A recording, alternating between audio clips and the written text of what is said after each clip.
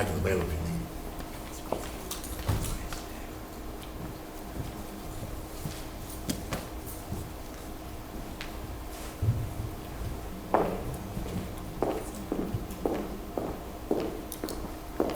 In case y'all wondering, I'm recording this for everyone that couldn't make it. All the readers gonna see this presentation one way or another. Okay. Good evening. Good evening. Good evening. Good evening. First of all, I want to thank you all for coming out. Thank you all for coming out on a Tuesday evening after all that you do, and I'm going to do my best to make sure that everything I tell you today you can take home and make sure that you're able to parent your kids to their full potential.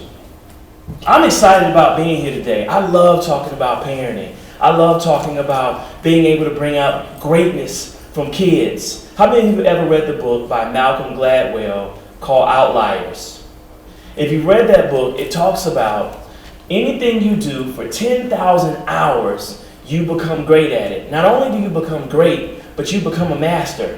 And looking back at the last 12 years of me being a psychologist, I've calculated that I've worked with children for about 75,000 hours of working with children and parents. So what I'm going to tell you today is absolutely telling you what I know, not what I think, but I'm telling you what the research says, and I'm telling you from parents that have made it work for all kinds of kids. High achievers, kids in the middle, kids who are low achievers, kids who've been in jail, kids who hate school, kids who love school, kids who just are not motivated by anything. This presentation is going to arm you with everything you need to be able to move your kids into greatness. Now, I decided to go into psychology because I wanted to change things. And I applaud each one of you for being here because this is how it starts. It always starts with the tribe.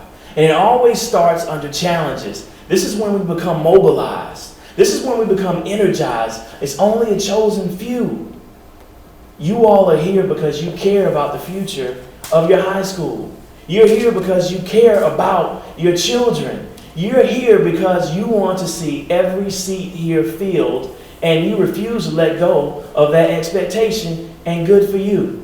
Today I'm going to talk to you about how to parent your kids to greatness. I didn't say how to help them to be mediocre or average or even good. I'm talking about parenting them to greatness. Now, I can speak on this not only from a psychological standpoint, but also from a personal standpoint, because even though I stand in enemy headquarters, I still am a graduate of DeKalb County Schools, but I graduated from the school you all wish you all went to, Lithonia High School. Give it up for Lithonia. So I traveled all the way from D.C. to be with you all today, all the way from DeKalb County. All right, today we're going to talk about the 7 keys to making sure your children respond. All right, number 1. The first thing that we have to do to make sure that our children respond is we have to build relationship. Relationship is critical. Part of my job every day is to make sure I only have 45 minutes to build relationship with whomever's coming into my office and the parent to figure out what the problem is and find a way to fix it so they can continue to come in. So over the last 75,000 hours that I've spent with parents and kids, I have figured out how to build relationship. In order for your kids to listen to you, we have to make sure that they want to listen to you. And that means that we are responsible for building those relationships. So that means that we have to be open and we have to be appreciative and that we have to smile a lot and be energetic, and our own lives have to be together. So here's the key. Parenting starts with you. You have to be the first ones. We have to be the first ones to make the investment in love. The number one thing that I hear from kids, the biggest complaint, believe it or not, they complain to me that their parents don't pay enough attention to them. Now, I know that sounds ironic because every time you ask what's going on, like, oh, leave me alone, stop talking to me, ask the same old questions. But really what they're looking for is for us to show enthusiasm and interest in their life. So that means when they come in the door, we're talking to them about their day. How's it going? How was it at school today? Did your teacher teach you anything new? What happened at school? Did those girls you don't like, did they try to fight you? You want to get into their world. How was that math test? Did you knock it out? Hey, did that girl you like, did she actually respond to you flirting with her? I saw you on Facebook talking back and forth. You have to be inside their world because our kids are starving for attention. Every teacher, every counselor will tell you that. So we have to make sure that as parents, we're checking in with them every single day to make sure that we're there, spending time giving them attention. If you simply do nothing more than give your child attention, they will respond to you that much more. Now here's something that's interesting. From the research, there are 3 things that have to happen in order for your child or for you to see the parenting relationship as positive. The first thing is you have to spend time showing one another love. That means you have to spend time as a family, talking about the things that are interesting to them and to you. You actually have to do that for 15 minutes to 30 minutes a day, the same way you do with your lover, your husband, your wife, your boyfriend, your girlfriend, whatever you're into. You have to spend time every day getting to know them to build that love up. It's the same thing for our kids. We have to spend time with them. The second thing we have to do is show appreciation and say what we appreciate and have them do the same thing for us. Now don't raise your hands because I don't want you to embarrass your kids. But by show of imaginary hands, how many of you can say that your children are grateful for everything that you do? How many are grateful? They say, Mom and Dad, thank you for driving me across town to the basketball game. Mom and Dad, thank you for getting me those new shoes that cost $150. Mom, thank you for getting me that new dress. I know I just went to homecoming, but now I'm going to another homecoming because my boyfriend goes to another school. Thank you for getting me 2 dresses because I can't wear the same dress to 2 different proms. How many of your kids say thank you for that? Thank you for making me study. Thank you for waking me up. Thank you for getting me off the phone so I'm not late to school. Now we're responsible for teaching them that. And one of the things that we have to require is we have to require our kids to show us appreciation. That means each day at the dinner table, they're expressing appreciation to you, at least 3, and you're doing the same thing with them. Because when you express what you appreciate in your son or daughter, it makes them want to do what you ask them to do even more. So for instance, I really thank you gentlemen that's coming in right now. I thank you for coming to PTSA. I know there's other things you'd rather be doing, but I appreciate you coming in, smiling, sitting in the front row, and having a good attitude. I appreciate you because I know you'd rather be talking to the girls that were outside. I'm glad that you're in here being part of a legacy and the history of your high school. Thank you so much. I appreciate you. You're welcome. See, man, I told you I'm a beast at this. What we have to do is we have to show appreciation because otherwise our kids will feel like all we do is give them directives. Put your book up, turn around, be quiet, talk up, be quiet, study, go to bed, don't hit your sister, take out the trash. If we're doing more directives than more appreciations, then our kids are not going to respond to us. And now here's the third thing that's really interesting. It's called turning towards. Kids do things that bid for attention. They call it bids for attention, to where they bring something up just to see if you're going to respond. Oh man, Mom, Dad, there was 3 fights in the cafeteria today. Really? You need to be talking about schoolwork so that all those fights are happening. Mom, Dad, we won the basketball game by 20 points. Did you study your SAT? We have to make sure that we respond to their bids for attention because they want attention. And if you don't give it to them, kids will get it any way necessary. We have to make sure that we're doing those things. So we're doing those 3 things, and we're doing the love mapping, spending time with them, showing love, listening to them, and we're showing appreciation, and we're turning towards their bids for attention. Then research shows that your children, will have a positive perspective on you as parents. They will say, I have good parents. Without you doing that, they will say, my parents leave little to be desired. And I want to make sure that no one goes home feeling that way. Now, there's a difference. There's a difference between doing parenting and being a parent. See, doing parenting is what some of us had. where parents just simply do the minimum of what they say: go to work, come home from school, they make sure that you have a meal, they make sure that you do your homework, they make sure that you have clothes, water, shelter, and they tell you what to do, and they drop you off. That's doing parenting. Anyone can do parenting, but what our kids need is they need us to be parents. And in order to be a parent, and in order for our kids to really get us, there's 4 things that we have to do. Number 1, we must schedule time for our kids. That means that right now, when you pull out your calendars and your Blackberries and your iPhones or your paper calendars, time with your kids has to be scheduled in. It has to exist. It has, because when it's scheduled, it shows that it's important. It means that these are the times that I spend time with my kid. Every day is scheduled, 7:45 every day. I talk to, what's your name? Quincy. I talk to Quincy every day. What's your name? Chris. 8 o'clock, I talk to Chris. What's your name? Samantha. I talk to Samantha at 8:15. And what's your name? Promise. I promise to talk to Promise every day at 8:30. Now, if you have 4 kids, that's how the schedule will look. That way they know every day I'm at least going to get, and research shows, all kids require is a minimum of 15 minutes one-on-one. Now, it doesn't count if you try to combine that time and try and talk to all 4 of your kids at the same time. Just like it wouldn't work if you tried to take 4 women on a date and tried to spend the time, even though they're sitting at the same table, it's not the same effect. You're better off having 4 mini dates than you are having 1 mega date with 4 women. And kids feel that. And you know this because the minute you start spending time with one kid, what's your other kid come in and do? Interrupt. Ask for attention. We have to make sure that we're spending time with them. That's number 1. Number 2, during that time, it has to be undistracted.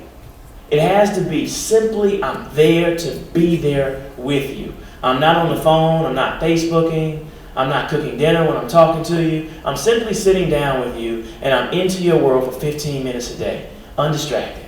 And that leads us to the 3rd thing. The 3rd thing is that the reason we need undistracted scheduled time is because when you're tuning into your kid, you're going to tune in long enough to get them. What kids want you to do is to get them. Matter of fact, isn't that what we want at work and in relationships? More than we want to be loved, we want people to get us. You understand that I'm always high energy and I'm probably not going to sit down. I'm going to move around a lot. You're not going to call me ADD. You're just going to say my man's hyper. He moves around a lot. Just forgive him. If we understand our kids, that is an appreciation of love. And then the 4th thing we have to do is once we understand them, then we have to behave as if we understand them. So we know that our kids really love music. The next time they listen to music, we don't say, turn that hippity hop mess off. We come up to them and say, what are you listening to? Why do you like this guy? Why do you like her? Oh, I didn't know you listen to old school music. Wow, how do you know about Frank Ocean? I listen to Frank Ocean. What do you know about Frank Ocean? I heard he came out and he said that he was gay. Is that true? Is that not true? How do you feel about that? You have to behave as if you're into what they're into. You get them. When you do those things, you build a mighty strong relationship with your kids, and they actually want to listen to you. Let me give you a news flash. The teachers here that have great relationship with your kids respond to. The ones that don't have great relationships with your kids, they're here to get a check and go home, your kids don't respond to them. But the ones that are here because they have a passion for doing this and they feel personally responsible for making sure that your kid is getting it, your kid turns homework in for that class if no other. Let me give you a quick example. I counseled a kid today that was transferring from one school to another school. And at the old school, he skipped and fought and was part of a game. At this new school, he's taking his math class for repeaters. And they may do this here, but they did something that was really smart. Instead of having those upperclassmen in the class with the freshmen, they had a class with only upperclassmen who had failed math.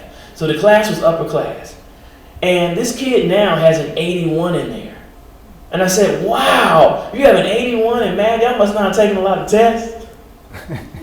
I was clowning him. He says, nah, man, my teacher says that I could be a math teacher someday. I actually been getting 80s. I'm mad I don't have an A. I think I can actually be a math teacher because I want to wear nice suits. And I want to work until 4 o'clock. And I still want to drive nice cars. I saw her car and I want to do that. I love teaching math. She actually lets me teach the class on the things that I get. This kid no longer identifies with a gang. This kid no longer skips class. Why? Because he has teachers that believe in his ability to do something.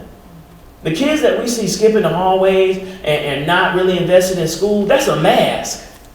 Really what they're saying is no one has shown me what I'm great at. And I don't want to go to school, and I don't want to be in class and get embarrassed and be ignored. I want someone to pay attention to me. I want someone to ask me the question. If I don't know, call me after school and say, hey, you know what? I know you can do better. Promise, I need to see you after class. You made a 92, but I'm sure you can make 100. Or you know what? I'm really going to recommend you for AP Calculus since you're doing such a great job. They want to hear that. They want someone to believe in them. So make sure we build that relationship. All right, number 2. I know you're saying, Dr. Tartt, that sounds good. That sounds really good. But you have no idea of what I have to go through in my daily life. That is asking a lot. I have a lot going on. Or maybe you're the opposite and you say, Dr. Tartt, I'm doing that right now. Matter of fact, I'm doing that so much right now. I don't really have a life of my own. I'm giving of myself. When I finish parenting my kids, I just fall asleep out of exhaustion. I am here to tell you that is absolutely wrong. That is the wrong approach. You know why? Because when we give our kids what little we have based on fumes, or we give them all that we have, we end up getting mad at them.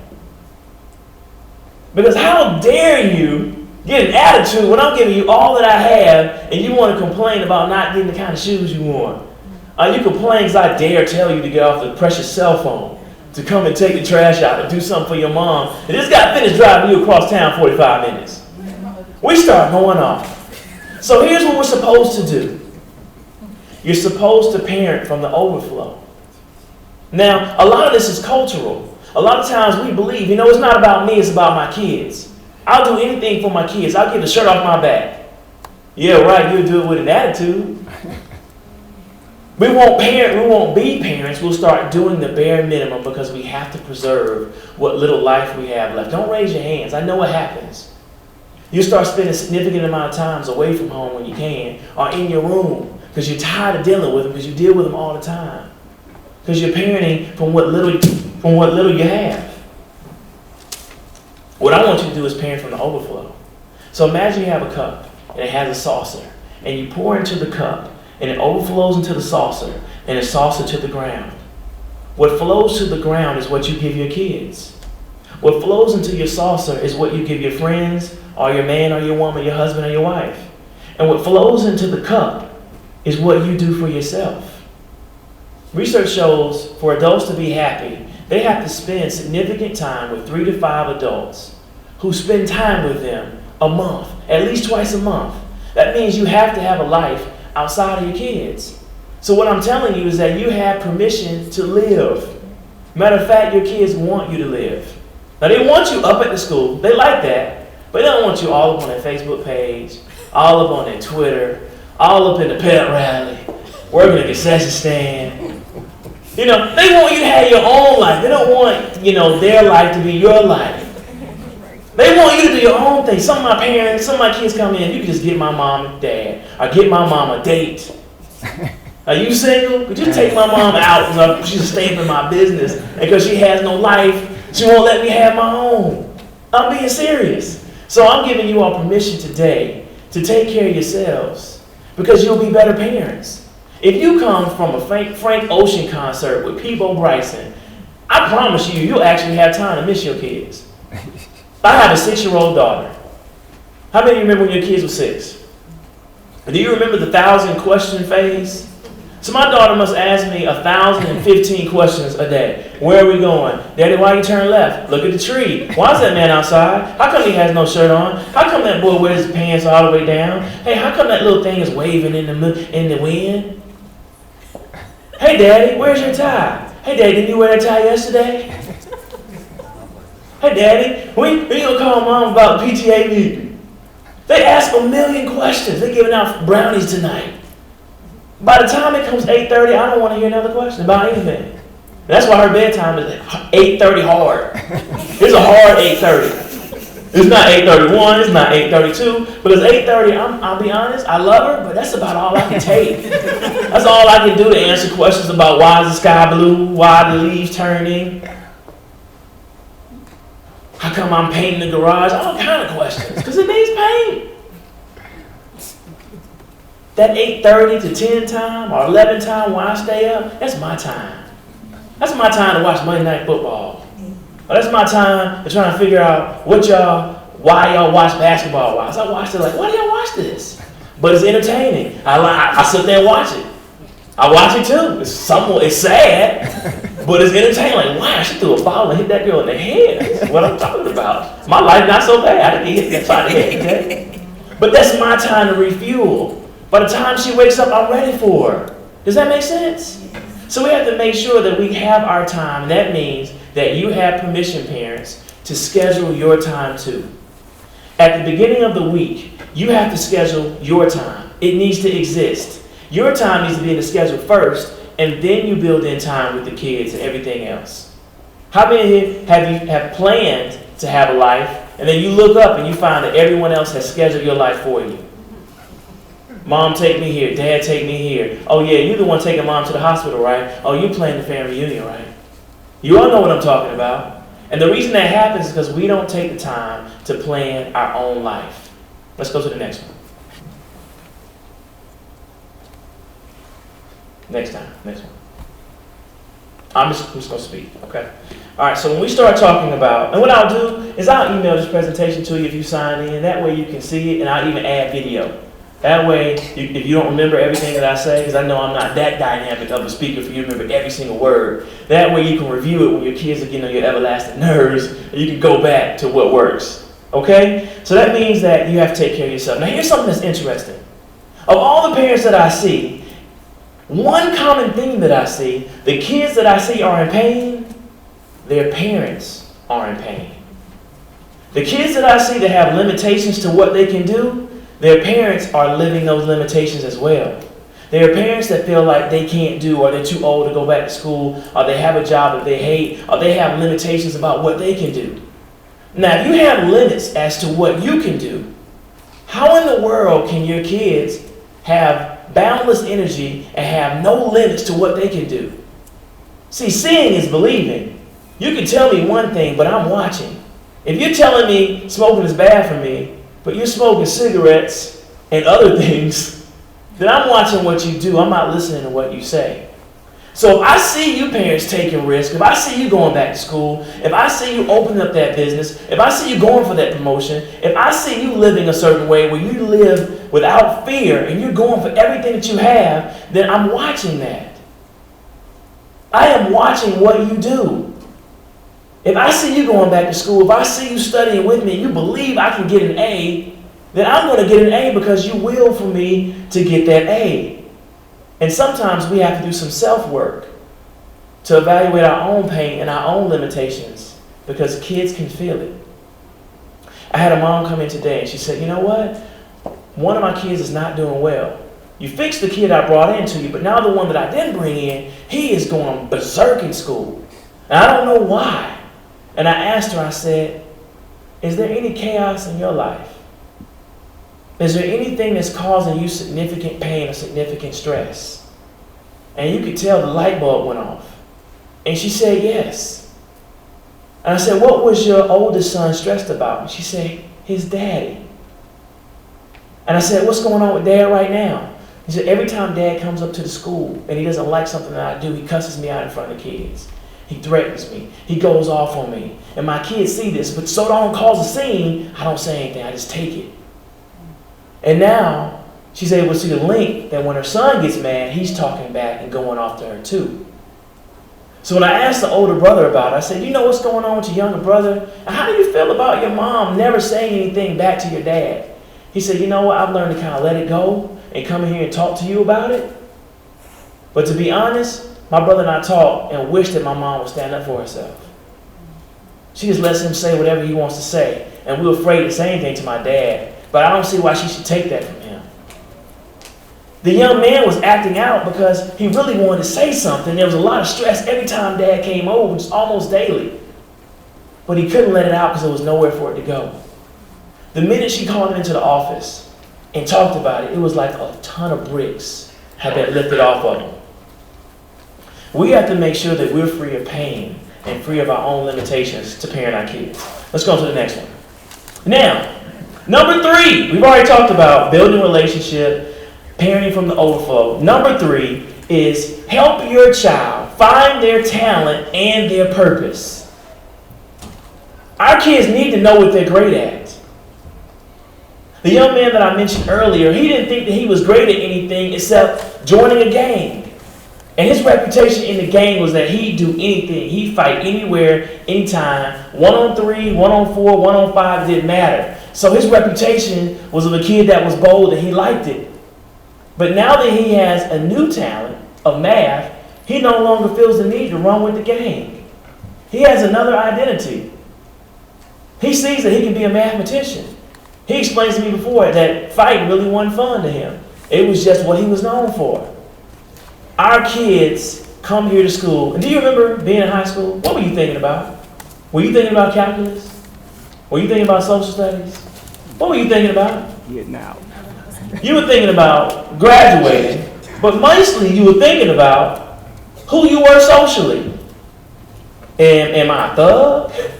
Am I a smart kid? Am I pretty? Am I popular? Am I a jock? Am I part of the kids that are real artsy? Am I in a band? Am I on a wrestling team, football team, drama club? Who am I?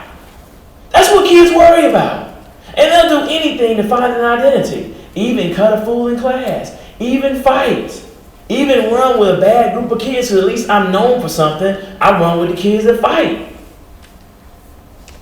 I run with the girls that get tattoos. I'm being real. I know where I am. I run with the guys that talk to different women. We have to tell our kids who they are, help them find an identity and a talent. Our kids should know what they're talented at. What is your kid talented in? Are they talented in art, music, law, debate, drama, math, science, social studies? The kids that argue me up and down, I say, you're going to be a great attorney. You're going to be the best.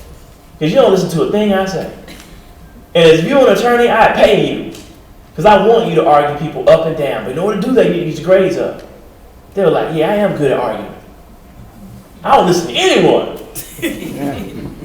You find their skill. So how many of your kids are dramatic? My daughter is dramatic. She gets emotional over little things. I say, you are so dramatic. She thinks it's a compliment. That's a skill. If your kids can put on emotion in about 2 seconds, then they'll be great actors and actresses. Maybe great playwrights. That's why they usually have personal problems, because they're so full of drama and emotion. They're keyed up. It's easy for them to act. Help your kids find those talents and those gifts and understand their purpose. A kid with no purpose and no talent and not able to say why they're in school, they wander aimlessly with no point. They don't understand the point of school. Now this kid understands that he can use math to work in a bank, to be a math teacher, to get money, to not ask his mom for money. He has a purpose now to go to school. He can make a better life for himself. And he's not coming from a rich neighborhood, but he now has a future and a path. There's hope. Help your kids find their talents. Now, the next one. Here's how to do it. How many of you have problems of seeing kids that are really unmotivated when it comes to school? All right, those of you blinking, I see you, okay? The way to motivate a kid is to help them to dream. Ask them, the first question I ask any kid that comes into my office, what is it that you dream of being? What is it that you want to do with your life? Now don't give me little dreams, give me the full dream. I want to see it like it's a rap video. I want to be able to watch it. I want to see everything.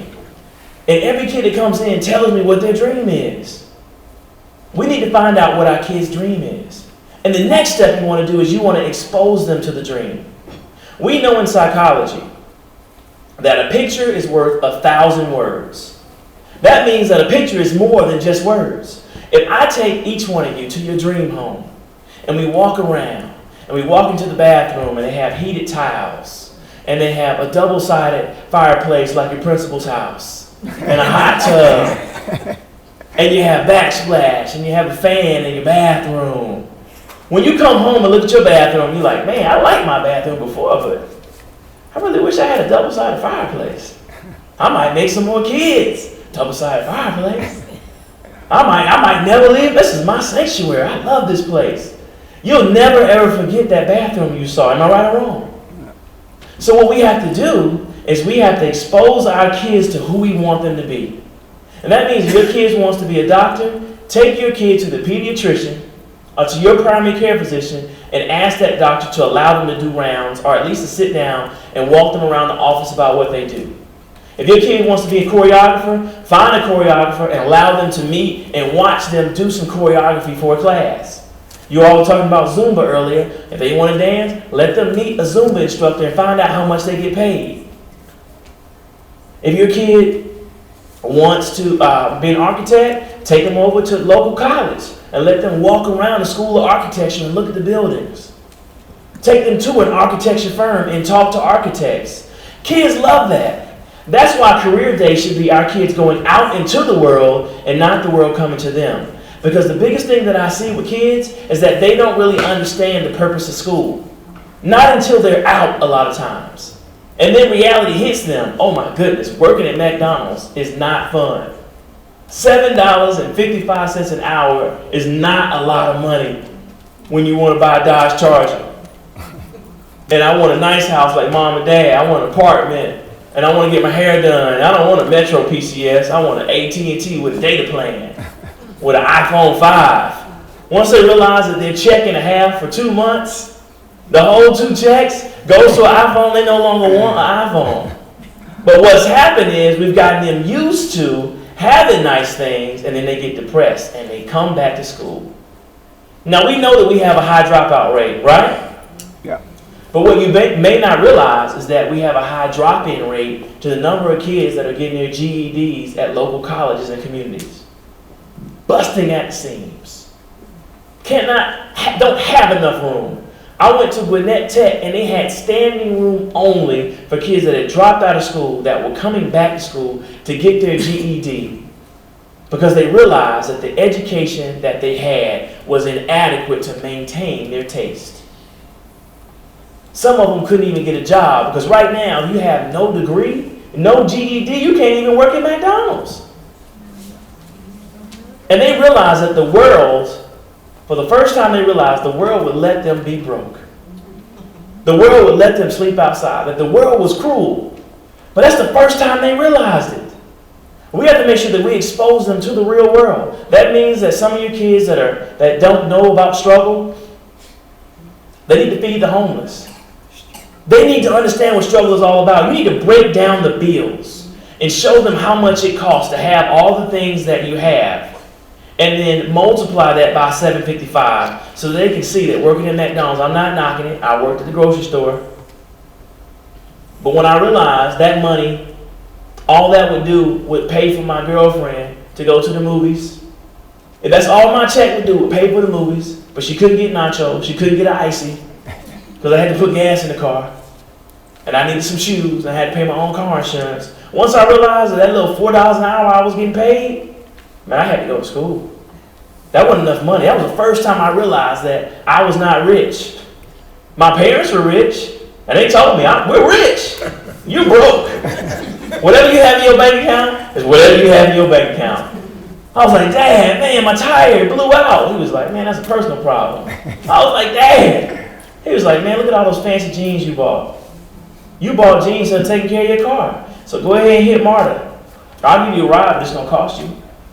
Now, that was a cruel lesson. But my dad taught me things in life cost money. You need a miscellaneous fund. Now, I did go buy a used tire. I wasn't about to pay $99 for a tire. As a kid, I didn't realize tires cost $9. I thought they cost like $20. What did I know? I went in like, yeah, let me get a new tire. They were like, okay, $99. I was like, no, I don't need 4, I just need 1. And then you have to pay for it to get rotated, aligned, balanced, service, maintenance. I was like, this is a scam. You have any used tires? And I went to the used tire lot and found one that fit and put it on myself and jacked it up. Now, of course, I was going crooked because there was no alignment. It was bumping. But until I could get my check to get a real car, that was life. I was exposed to struggle. Therefore, I realized that what I was doing was not going to cut it.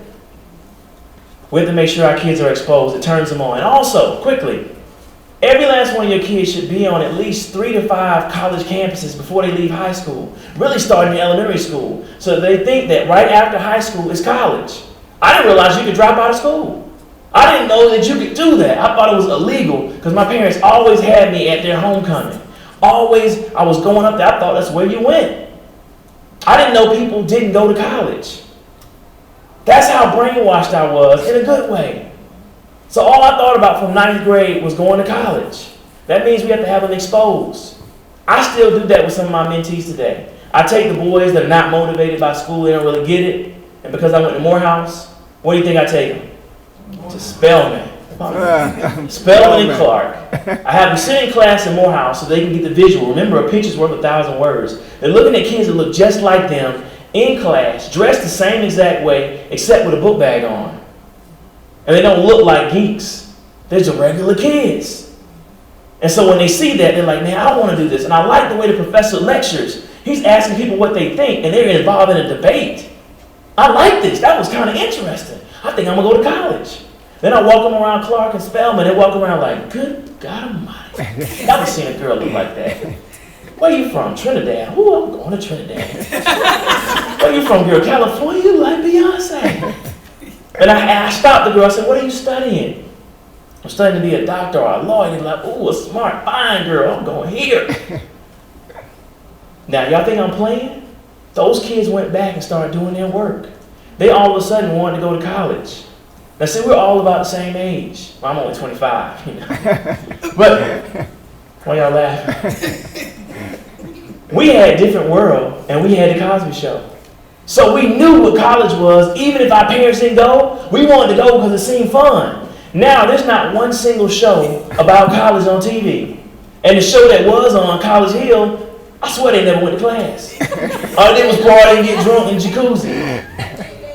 We have to show our kids college. Every kid in this school, I don't care how we have to get it done, get them on a college campus so they see, man, there's options. I can go here. And if you get the kids to talk to them, you don't talk to them. Have a freshman talk to them about why they love going to school. Oh man, we party.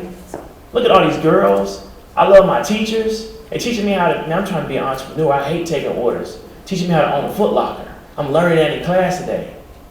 You telling me kids wouldn't get turned on about how to make money, how to own a Foot Locker? Not how to do hair, but how to own a string of hair salons so you can sit home and eat bonbons while the rest of the women do hair? And that's what I'm talking about. But that's what they have to be exposed to. Exposure. If there's anything I said, expose them. Next one. Quickly. We have to set, keep, and mean high expectations for our kids. Our kids won't reach for anything greater than what we expect. If we expect them to make good grades, that means the gold standard in the house for reading in high school right now, A's and B's. You can choose. You can get an A or a B. Those are the only two choices that I'm giving you. And I mean that so much that I love you so much, promise. I love you so much that I'm going to take your cell phone and I'm going to hold on to it until you give me those A's and B's that I know you can get. Now, because I see your grades rising, promise, because I see your grades rising, I see it going from a 73 to a 77, and I have your parent portal ID, which every one of you should have. Your principal has put it online. You can tell whether your kid went to school today, went to class today, got a 0 today, got 100 today. We should have that information at our fingertips so we can manage our kids better. Because I see you doing that, I'm going to give you your phone back. And you can use the phone, promise, for 15 minutes.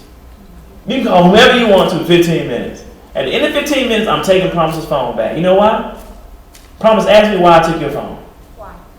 What's your grade in math? What is it? Is it 77? What's the standard in the house? It's an 80. Remember? 80 or above. When you bring me an 80, I'll give you your cell phone back. See, we can say we want high grades, but do we really parent that way? Are they still watching TV? Are they still going to the football game? Are they going to the baseball game? Do our girls have a full set of clothes to wear? Do our kids still wear new Jordans? Are they on the internet? Are they on Facebook, but they're failing? But we really are mad and we really expect them to get A's and B's? Kids don't listen to what you say, they watch what you do. My mom had it so tight. My mom used to work for the DeKalb County. She used to be assistant superintendent. So she was crazy about grades. She was like, you have one option in school. You can get an A or an A. That's all you can get. That's all I'm tolerating. That's just what it is. So the only way I could rebel, because back in the day, an A in DeKalb County was a 92 to 100. You know what I did to rebel against my parents? I made straight 92s. I did. If I had a 98, I'd calculate. I don't turn this assignment now. I still have a 93. I'm not going to do it. Mom can't tell me what to do. Running my own life. And I gave my mom my report card and had straight 92s and 93s. She said, congratulations, Alduan. You were the dumbest A student in the entire school. That hurt my ego. But what she was teaching me is that if you have the ability and you can study, why not get an A? So here's what happened. Because the expectation was an A, when I got an 87, I was like, man, my mom not letting me play football. This is ridiculous. Hey, teacher, what did I miss? Can I take it over again and you can average out the two? When I studied to know everything. I didn't study just enough to pass. See, what I hate is kids say, I passed. Why are you mad? I passed. I'm passing. Passing is a D. That means of all the kids in America, you are one of the dumbest ones. There's average, and then there's you. Just because you pass doesn't mean that's the gold standard. So we have to respond in a certain way, and then our kids will elevate. Our kids are passing because that's all we care about. We only fuss when they're failing. We have to make sure that we set and meet high expectations. You're not going skating. You're not going on a date. You're not getting on Facebook. You're not getting on Pandora. No, you can't have those new outfits. Matter of fact, I'm so serious about it. I know the girls gonna hate me for this, but I love you. Who says they have to look cute going to school? 5 outfits. This is your Monday, Tuesday, Wednesday, Thursday, Friday outfit. You get 1 pair of shoes, brown, black, and some sandals. That's it. And you wear those 5 outfits. Now you mix and match all you want. Knock it out. That should probably last you 3-4 weeks if you know what you're doing. And they'll say, Mom, I hate you. Dad, I hate you. So what's your grade size again? What's your grade? Now we sat down and we talked about A's and B's. You thought I was playing? The kids that drive to school, who says they have to drive to school? Who says your kids have to have a cell phone? Y'all bought that lie. You want to be in contact with me, don't you, Mom and Dad? Last time I checked, school had phones. See? They winning. We're losing. Somehow we managed to get home. We didn't even have pagers. We got home and we were taken care of. Your kids have to earn a cell phone. You can't give them things. They have to earn tennis shoes. They have to earn the right to be cute. Because you have a lot of cute kids at Rita and not on the honor roll. And when I walk in here, I was like, man, you look nice, man. Those shoes, those new LeBrons, those $265 shoes. What's your grade? You made a D in science? $265? You have to look at us as parents. Next one, I'm going to keep going. Now here's what to do. If your kid is not getting it done, you have those high expectations, you want to make sure they get it done, you have to structure them to success. That means, parents, we have to start firm and then go to lenient. Not lenient and go to firm. What a lot of us do is we kind of let our kids do whatever they want to do and they get in trouble, then we get firm and put them on punishment. But it doesn't work well that way. Just like if your principal was lenient and let me come to school at 8:30, when he starts cracking down and say school starts at 8:10, I'm like, get out of my face, man. Whatever. He's going to get some pushback. He's going to get some resistance because he started out being slack. He started out being lenient. And who are you to come at me? And your kids do that. You bought them the PlayStation. How dare you ask me to stop my PlayStation to come downstairs to get you something to drink? I am playing my game. I am almost winning. You are messing up my life. I have finally got a chance to talk to the boy I like, and then you tell me to come downstairs and fix you something to eat? You right downstairs, fix yourself something to eat. Y'all did it. Y'all soft as tissue paper, and when you try to get hard, your kids respond, and then you want to kill them. We have to start firm and then go to lenient. See, the principal says 8:10, and I come in one day 8:12. He says, okay, that's Tartt, you've never been late. I'm going to let it slide this time. It's okay. I can roll with that. I say thank you. Whew, I'm appreciative.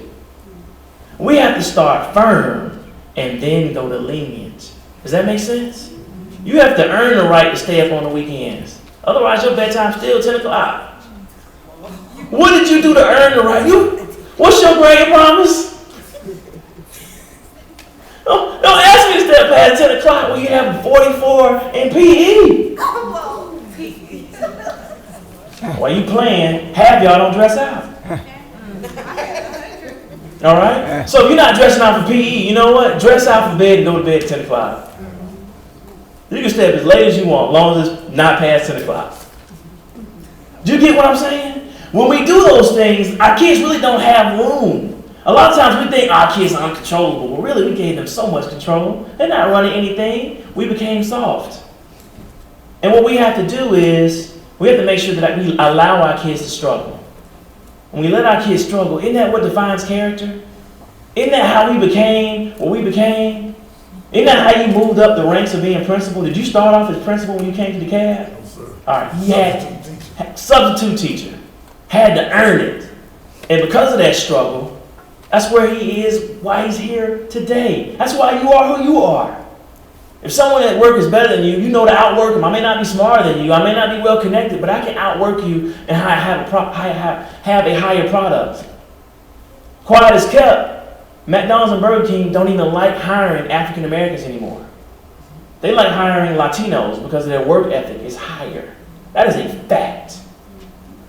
They have initiatives to hire more Latinos and Hispanics and people from different countries and immigrants because they come in and they're appreciative of the pay that they get because they know they're going to get higher quality service and hustle.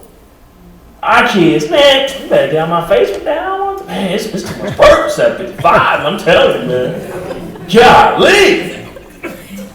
I'm at McDonald's like, man, I just asked for a sandwich. Last time I checked, you getting paid. Why you getting mad at me for asking for a sandwich? You forgot the fries, not me. And then I didn't say medium. I said extra large. Let me be the manager. You can go home. I can replace you with my family. I know they're going to work. You understand what I'm saying? I'm going to replace you with a kid whose parents cut them off and she still has to be cute. She's going to work for these hours. We have to make sure we train our kids up and we don't spoil them. Because what happens when you spoil fruit? It goes bad. Last thing. Here's where I may lose you. Pay. This is where I'm going to get Promise back because I picked on her. Pay your kids for doing what you ask them to do and for good grades. Pay them cash money. Pay them cold, hard cash. A Harvard economist did this study. And he said, you know what, we're having this school and the kids are not motivated to do much. They're not pulling the grades up. They don't want to get on honor roll. What we're going to do is we're going to see if money is as big a motivator as it is for adults. And we're going to pay the kids when they turn in their homework, they do the right thing. We're going to pay them a weekly check based upon how studious their parents and their teachers say they are. Can I tell you that children of parents who are neglectful did their work? Stayed at the kitchen table themselves and did that work because they wanted that money. Because they wanted to go buy ice cream. Because they wanted to go buy shoes. They were motivated. Now I know we think I shouldn't pay you to do what you're supposed to do. Last time I checked, that's why we go to work. Yeah. Now I can tell you all, go to work, and if you do a good job, you won't get fired. You'll do the bare minimum. If you're sweeping all the way to the stage, and 5 o'clock the bell rings, you'll leave it right there and go home. You do just enough not to get fired. But if I say, you know what? I have $10,000 on the line. and I want to give it to as many employees as are willing to earn it. Excuse me, what we have to do? I'm ready to start. What? You write it down? Can you sign it? Is it guaranteed? You come early and stay late and fight with someone else for doing your job. That's my job to unload the copier. That's my job to tutor the kids after school. You better get out my math hall. I tutor all the kids. I don't care what grade level they're on. I don't care if they're on 3rd grade level. That's my job. My $10,000. Am I right or wrong? Money is a motivator. So we have to use it. So here's what it means. Get rid of allowance. Get rid of giving your kids money because they ask for it. You are not a money tree. Get rid of it. All right? And instead, divide what you spend on your kids per month and divide it by 30. If you spend $120 on your kids per month, give them $4 a day. And on Friday, sit down and 7 times 4 is 28. Give them $28. Whomever's done what they're supposed to do. And let them know, hey, you want to get paid? All you have to do to get paid is do everything I ask you to do every day. It's really simple. And so that means from here on out, they buy. When you pull up McDonald's, you order, and then you pull up a little bit. And you let them order. We have 2 separate orders. They pay for it. I'm serious. Y'all laughing. I'm serious as a heart attack. When they're in the mall, like, ooh, I love these shoes. You should get them. They are cute. Oh, man, I love this game. This is that new Modern Warfare. How much is it? $65. You should get it. It's probably a fun game. You like those little LeBrons for $265? Man, that's a nice shoe. I don't have dress shoes that cost $265. You should get it. Let them earn it. Let them realize that working for you pays. Now here's how it works. How many of you have more than one kid? Oh, this is going to work beautifully. The kid that's doing well is going to be paid. The kid that's not is going to feel like a foster child. They're going to be like, how you get them 28 and I got $4? How many days a week did you do what I had? That's right, 1. You work good in church on Sunday. You did a good job on Sunday, so you got $4. So take them to the store. The other kid, and their kids are ruthless. I mean, they're not even sharing with their brother and sister. They're like, oh man, I'm gonna get these. Oh, I'm gonna get this. Oh, I like this. Oh, I'm gonna get this candy, these snack cakes. I'm gonna get these hot Cheetos. Hey man, buy me something. No, it's my money. Nobody told you to slam the door when mom told you to go upstairs. I told you crazy, you don't listen. I don't know why you skipping. I told you it's dumb. Money talks. And see, now what happens is, what can they do with no money? They can't buy shoes, can't get their hair cut. I mean, girl hair has so much new growth. The kids at school talking about it. I don't care. You have the ability to earn $120 a month. That's more than enough to get your hair done or get your nails done. I mean, the acrylic nail she put on, you can see more nail than acrylic. There's like 2 nails on there. You get what I'm saying? What I'm saying is, we have to be that serious. Pay them. Kids love it. Now, here's why kids love it. They hate, especially high school, they hate asking us for money. Because you know what we do? We ask them like questions they hate answering. I used to ask my mom, hey mom, can I get $20? What you need it for? I just give me 15, man. What you need it for? After school, I want to get hot fries, and I want to get a pickle, and the basketball game, I have to get in. And she was like, all right, you go to the basketball game, but take an apple. There's one in the refrigerator. I don't want an apple. I want hot fries and a pickle. I'm 17 years old, I'm a grown man. You telling me I can't get pickles and the hot fries? Take an apple? I'm supposed to put it in my locker? Walk around looking like eating an apple? And really, I had planned on giving my girlfriend something. I'm trying to ball. You want a pickle, girl? I got you, girl. You know what I'm saying? I treat my girls right. You want a pickle? Well, I mean, I can't even buy my girl a pickle. I can't even give her a hot fry. She said, I'm hungry. What do I have to say? Want some of this apple? I hate that. I feel juvenile. Kids hate it, and we do that. I get some new shoes. You don't need new shoes. You just bought you some last year. Yeah, last year you bought some new shoes.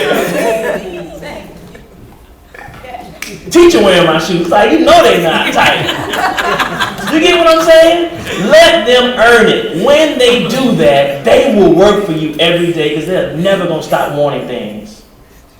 Does that make sense? Now here's the last thing. When you're managing conflict, make sure you understand that as parents, you run everything. Our kids can't do anything without our permission or our resources or our transportation.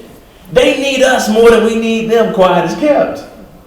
So when you think about how to motivate them, think about a fisherman.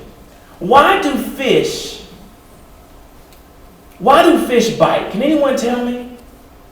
Someone tell me, why do fish bite? When you're going fishing, why do they bite? They want the bait. They don't want the hook. So what we have to do as parents in managing conflict is that we have to give them the bait and allow them to bite for the bait. And then we have them. They say, Mom, Dad, who is reading and playing this Friday in football? We're off. Who are y'all playing next week? Oh, y'all be drilled. Okay, I want to let y'all know that. It's going to be a massacre.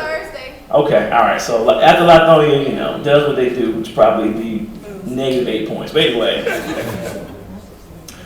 can I go to Latonia reading that game? Yes, you can go.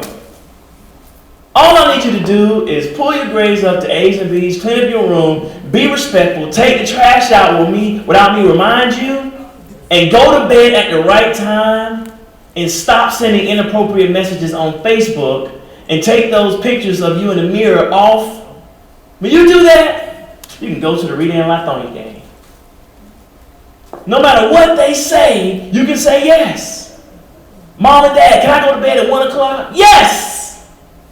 When you make grades great enough so that you can go to college, you can stay up as late as you want. I don't care if you can stay up till 4 a.m.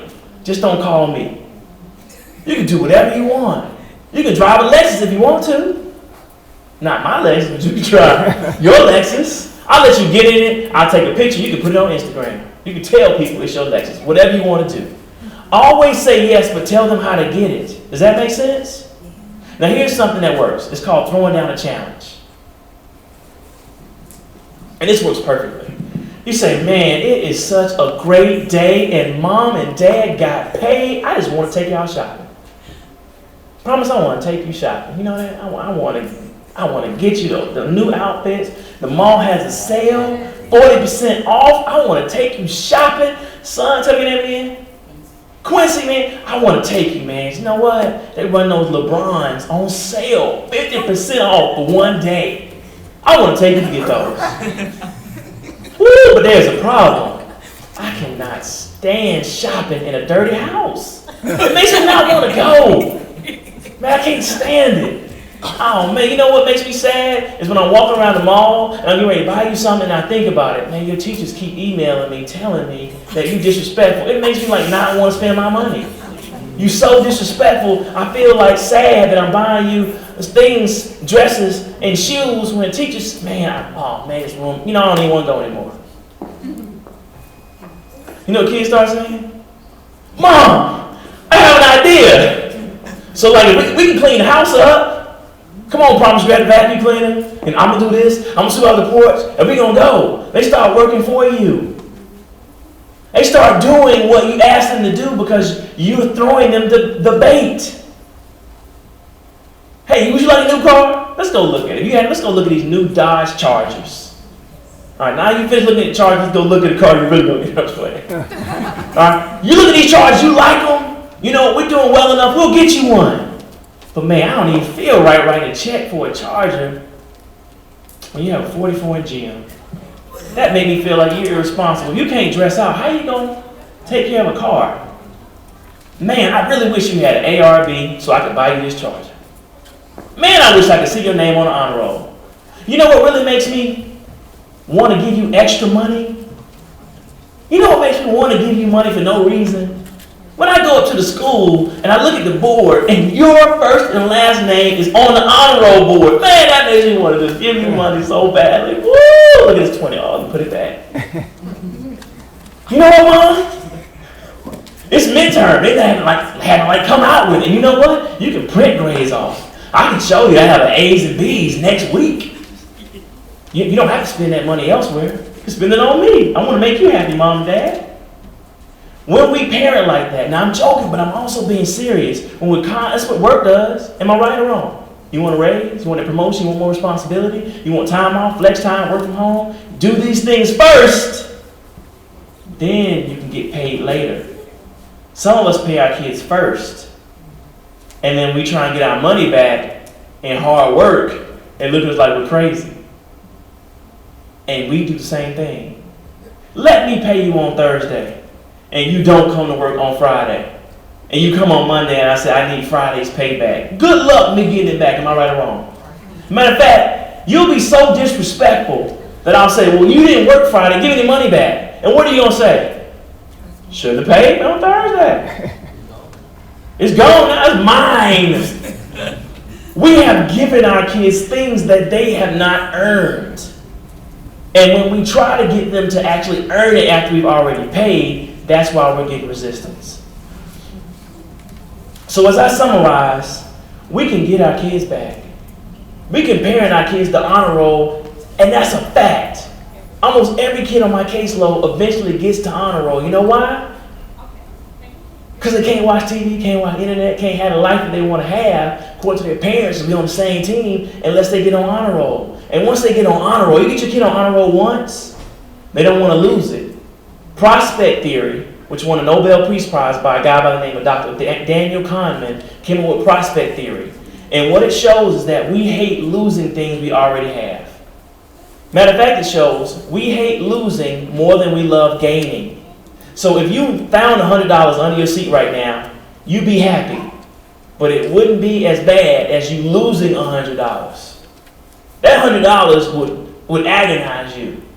You'd be more unhappy losing the $100 than finding $100. So what that means is, what your kids currently have right now, what they have right now, they don't want to lose it. They want to hold on to it. So tell them how they can hold on to it by doing what you ask them to do. And that means that once your kids get on honor roll, they don't want to lose it because it's a drop in esteem, a drop in respect. And that means here at Redan that the honor roll board should be huge. It shouldn't be small. As soon as you walk in, bow, because what do kids want? They want attention. And if you have room, I'd put their pictures if I could. When they walk in the room and they call them a great name, like scholars of tomorrow, future millionaires of tomorrow. Kids will beat each other up trying to get on there. They'll take some kid's name down and put their picture down again there so badly. That's a good thing. We want to make sure that that's what we're selling when they come in.